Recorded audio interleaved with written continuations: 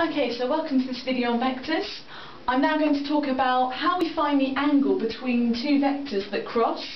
So say for example we have vector A, which is travelling in this direction, and vector B, which is travelling this direction, and it's going to cross and produce an angle which is going to be theta. So we want to find the value of this angle. So we do this by using a formula which is A dot B is going to equal the modulus of A times the modulus of B cos theta.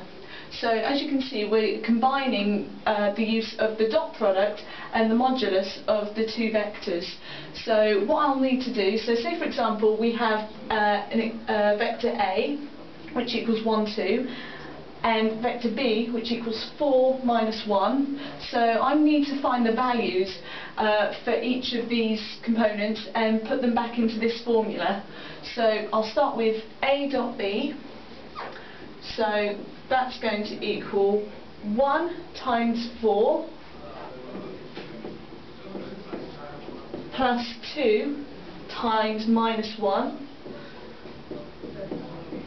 And that's going to equal 4 plus minus 2, and that's going to equal 2. Okay, so that's our dot product. We now need to find the modulus of each vector. So the modulus of A is going to equal the square root of 1 squared plus 2 squared. And that's going to be 1 plus 4, which is going to be the square root of 5.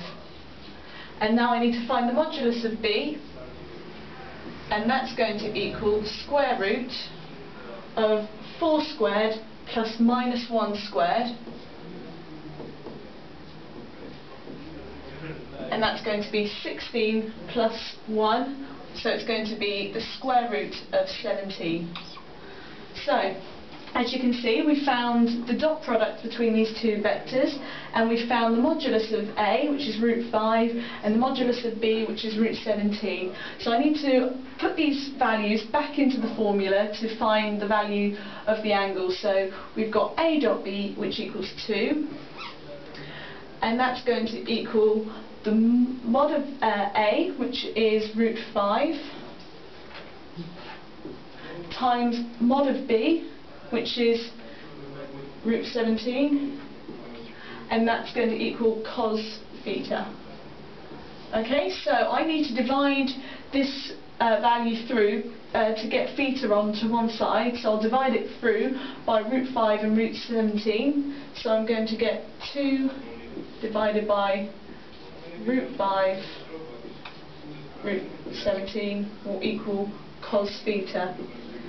So to find the value of theta, all I need to do is do the inverse cos to this value here, 2 divided by root 5 root 17, and my calculator's correct, you get a value in degrees of 77.5 degrees, that's to 1 decimal place. Okay, and that concludes the video.